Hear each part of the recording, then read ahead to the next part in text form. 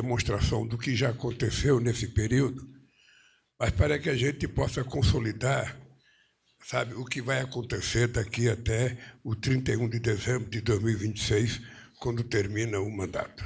Tá?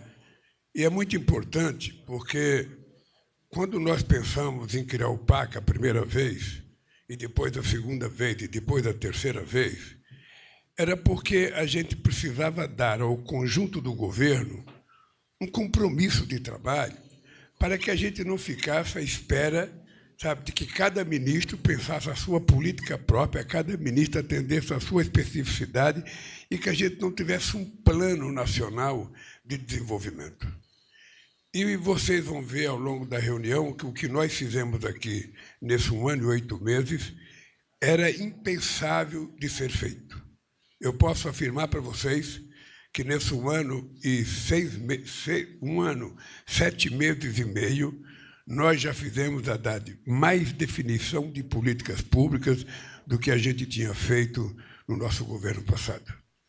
Numa demonstração de que todos nós aprendemos, uns aprenderam mais do que os outros, mas o dado concreto é que nós estamos dando um passo importante. Ontem, por exemplo, eu fiz uma reunião com o ministro Lewandowski, fiz questão de convidar os ministros que foram governadores de Estado para que a gente prepare um esboço de política de segurança pública na qual o governo federal quer se inserir junto com estados, para que a gente possa apresentar para a sociedade brasileira definitivamente uma política de segurança pública que envolva a União, estados e municípios. Ou seja, é a gente valorizar os entes federados, definir o papel de cada um e o compromisso de cada um para que as coisas dêem certo.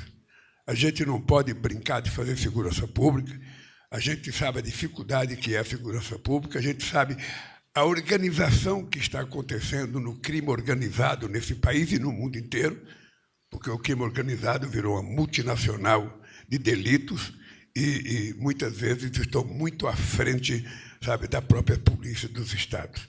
Então, o que nós queremos é compartilhar. A gente não quer ter ingerência e nem quer mandar. A gente quer compartilhar ações conjuntas com a definição concreta na Constituição do papel de cada um de nós. Então, a reunião foi extraordinária, eu estou muito otimista. Agora a gente vai convidar os 27 governadores de Estado, os 27, para que a gente possa fazer uma apresentação para eles, e o companheiro Lewandowski já vai ter que sair às 13h dessa reunião, porque ele está convidado para participar de uma reunião com o grupo de governadores do Sul e do Sudeste do país, e é importante que ele vá para já apresentar esse esboço de trabalho que nós queremos fazer. Bem, e as outras políticas todas que foram definidas, o Haddad vai falar um pouco de economia, como é que estão as coisas, o que está acontecendo, o que vai acontecer daqui para frente, e nós vamos aqui afinar a viola nas coisas que nós temos que fazer. Todo mundo tem tarefa determinada, todo mundo tem seu PAC, todo mundo tem a sua função. Então, daqui para frente, o que nós temos que fazer é trabalhar cada vez mais, fazer cada vez mais um esforço, porque é importante vocês trabalharem com a ideia que a gente não pode terminar um mandato sendo apenas mais um governo. Sabe? Mais um governo, e sai um governo e entra outro governo, e sai um governo, e as coisas não evoluem muito, as coisas não avançam muito. Ou seja, eu fico sempre imaginando quantos degraus na escala social o povo pobre vai subir. Porque é isso que conta quem governa. É saber se conseguiu valorizar aquelas pessoas que sempre foram esquecidas, aquelas pessoas que nunca tiveram vez, aquelas pessoas que não tiveram voz, aquelas pessoas que muitas vezes não têm nem sequer condições de se organizar, de fazer passeata, de fazer protesto, de criar sindicato, de criar entidade. É para essa gente, de forma prioritária, que tem que estar o nosso olhar. Toda vez que eu pensar uma política, toda vez que o Haddad pensar, toda vez que o companheiro Alckmin pensar, nós temos que olhar além da capacidade de visão dos nossos olhos das pessoas que estão na nossa frente. Nós temos que saber que tem milhões de pessoas que não estão ali, que não vão estar nunca nas reuniões que a gente faz, mas que são as pessoas que são prioritárias no exercício das políticas públicas que nós queremos implementar nesse país. Eu quero dizer para vocês publicamente que já disse da outra vez, eu vou repetir, eu estou muito satisfeito com o trabalho até agora. Você vê que a imprensa não discute mais se vai trocar ministério, vai trocar ministério, vai trocar ministério. Não existe esse problema, porque todo mundo agora sabe que quem troca sou eu. Sabe? Não é um jornalista que não pode gostar de um ministro ou alguém que não pode, sou eu. Então, como fui eu que indiquei, se eu tiver que trocar alguém, eu vou trocar. E quero dizer para vocês, não estou pensando nisso. Em time que está ganhando, a gente não mexe. A gente continua o jogo para a gente poder terminar com uma vitória robusta, absoluta, muito melhor, mas muito melhor do que aquilo que nós já fizemos até agora. Nessa reunião, nós vamos ter uma exposição, outra vez, da Casa Civil, que tem que explicar o que está acontecendo, porque é ele que coordena isso. Depois nós vamos ter uma exposição do companheiro Fernando Haddad sobre a questão da economia e da perspectiva da economia. Depois a gente vai ter uma exposição do companheiro Padilha sobre a questão política, ou seja, a nossa organização nesses próximos 2 anos. Nós temos uma Câmara que vai trocar de presidente, um Senado que vai trocar de presidente, e tudo isso tem que ter muita cautela para que não tenha nenhuma incidência no funcionamento do governo. Depois a gente vai ouvir o Laércio na comunicação. O Pimenta não está aqui como ministro da comunicação, o Pimenta está aqui como ministro extraordinário para o Rio Grande do Sul, portanto, quem vai falar de comunicação hoje é o Laércio. Depois, o companheiro Mauro vai fazer uma fala para explicar um pouco a questão do G20, como é que está a organização do G20, que nós queremos que todos os ministros estejam envolvidos, e também falar um pouco das celeumas que nós estamos encontrando aí, para encontrar uma solução pacífica para as eleições da Venezuela.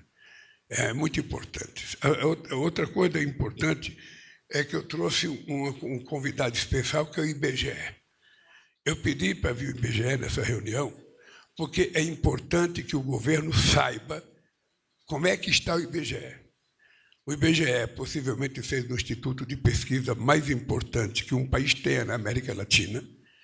O IBGE tem um histórico altamente respeitável no Brasil, altamente respeitável.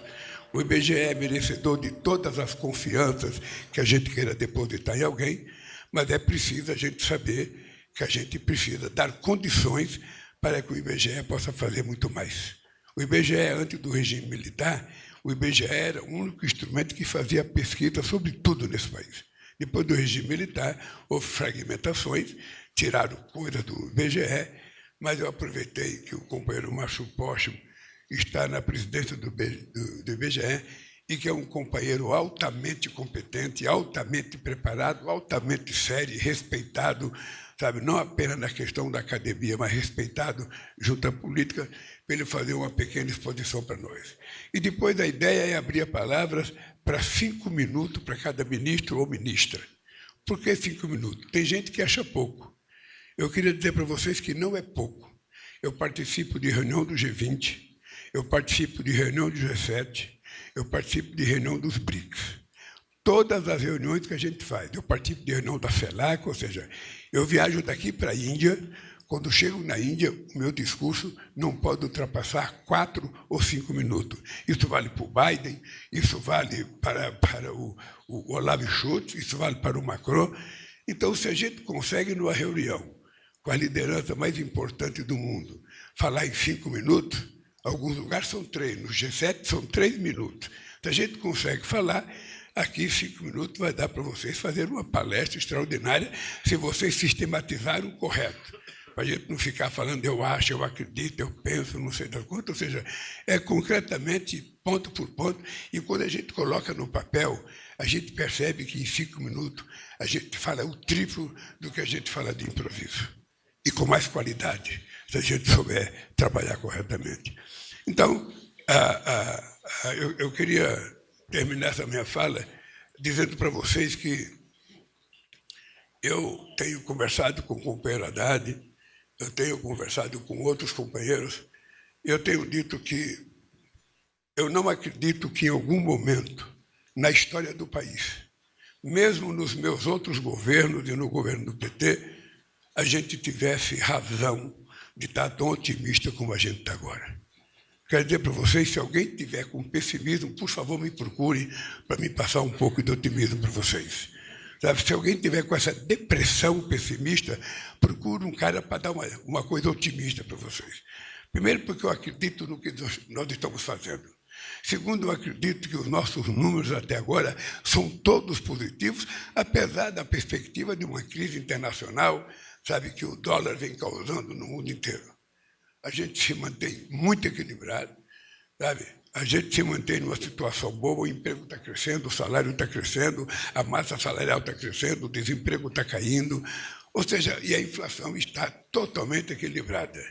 Esse é um dado muito importante, porque toda vez que alguém fala de inflação, eu fico preocupado, Simone, porque eu aqui talvez tenha sido o único que vivi dentro de uma fábrica, o Marinho também, recebendo salário com a inflação de 80% ao mês. Então, eu sei o que é devastador a inflação na vida do trabalhador. É por isso que, para nós, a inflação é um fator importante. Quanto mais baixa, melhor para a sociedade brasileira. Pode ser ruim para algum prefeito, para algum governador, que com a inflação também ganha um pouco, porque aplica recursos, mas não interessa esse dinheiro. O que interessa é a inflação baixa, a economia crescendo, o salário crescendo, a educação melhorando. Eu tive a felicidade de participar com o Camilo no lançamento do Pé de Meia Haddad. É um espetáculo que você vai ter que participar para você ver o que é entusiasmo, o que é alegria. Eu estou propondo ao Camilo que a gente faça um em São Paulo, sabe, com 50, 60 mil pessoas, para que a gente possa mostrar a força do significado desse programa. No mais, companheiros e companheiras, vamos começar a reunião. O companheiro Rio Costa vai coordenar a reunião, como sempre. Sabe, esse é o papel crucial da Casa Civil. E eu não vou passar aqui um papelzinho para ele falar com entusiasmo. É para falar com entusiasmo desde o começo. Porque na minha viagem agora, no avião, eu preparo os ministros. Gente, vocês têm que falar com entusiasmo. Tem que, sabe, passar para o povo que vocês acreditam no que vocês estão fazendo. E é isso que eu quero que vocês façam aqui. Que vocês sejam altamente positivos, sem inventar coisa, mas apenas aquilo que está sendo feito por vocês e aquilo que vocês esperam que vão alcançar até o final do nosso mandato. Dito isso, companheiros, eu peço licença para a imprensa, que foi muito gentil em cobrir essa parte ao vivo da nossa reunião, e passar a palavra para o companheiro Rui Costa. É isso, essa foi a abertura da reunião do presidente Lula com ministros do seu governo. O presidente fez um balanço das ações do governo nos primeiros meses do ano, falou dos próximos passos para o segundo semestre de 2024. Lula destacou o combate ao crime organizado e reforçou o otimismo nos resultados das políticas que estão sendo realizadas, especialmente na economia. Voltamos a qualquer momento com mais informações sobre o governo federal. Continue por aqui.